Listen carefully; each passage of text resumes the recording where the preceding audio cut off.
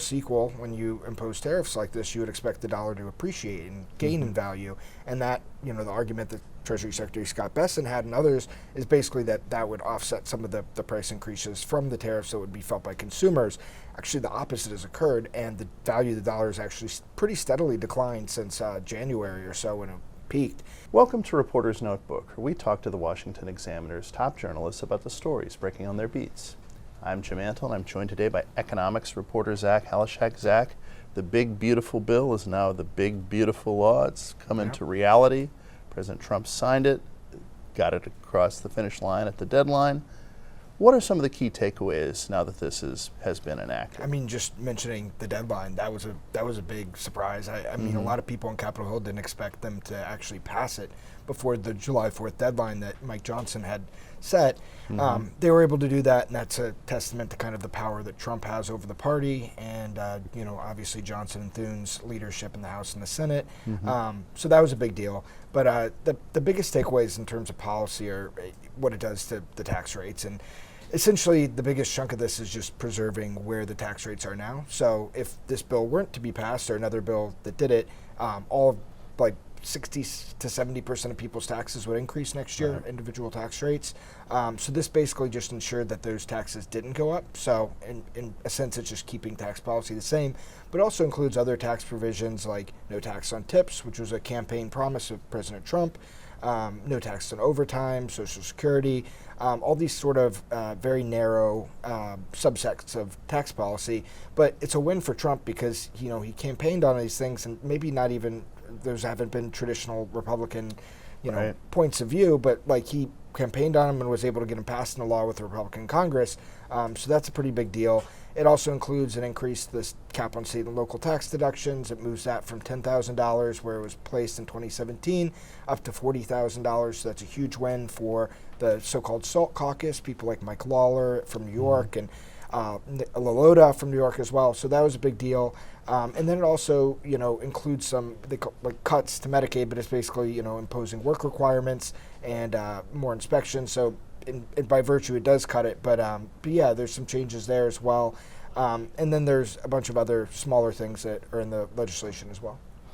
You mentioned how some of these are sort of non-traditional tax provisions for Republicans, and you've written about how this maybe was the swan song for the supply-siders who've kind of dominated Republican economic thinking for 40-plus years since the Reagan administration. Yeah, I mean, since the 80s, it's always been about broadening the base, simpler tax code. This kind of adds further complexity, kind of cuts back on that notion. It also includes provisions that wouldn't be traditionally supply-sider friendly, which are a bigger child tax credit, and things like that. And so, you see these groups that traditionally have aligned with Republican orthodoxy on tax policy, like the people at the Cato Institute and, other libertarian type groups are not very happy about this, even like the Tax Foundation, which generally favors lower taxes. Some of the people I've spoken there have been critical over parts of the bill. So it's kind of a shift away from this like decades long, orthodoxy when it comes to tax policy. So it'll be interesting now to see where they kind of go from here, because is this going to go further in the direction away from traditional orthodoxy, or are we going to see a return back to that from Republicans in the coming years? It's just yet to be seen. So now that the reconciliation bill has been passed and has been signed into law, the Trump administration is really focused on getting the various trade deals in place, and they've talked about 90 deals in 90 days, but also some of these deadlines have been kind of in a state of flux, being moved back repeatedly. But you've written about the impact on the dollar not necessarily being what was expected. Yeah, so all else equal, when you impose tariffs like this, you would expect the dollar to appreciate and gain in value. And that, the argument that Treasury Secretary Scott Bessent had and others is basically that would offset some of the price increases from the tariffs that would be felt by consumers. Actually, the opposite has occurred, and the value of the dollar has actually pretty steadily declined since January or so when it peaked. So now I think we're down something like 11 or 12% since the start of the year, and that's pretty sizable if you think about it. Obviously, this has tons of different effects. One is if you're a traveler going to Europe, it's going to be more expensive to travel there because your dollar doesn't go as far. Right. So that's difficult for the travel industry here, but it also is good for exporters like Apple and tech companies that make their goods here in the U.S. and ship them overseas.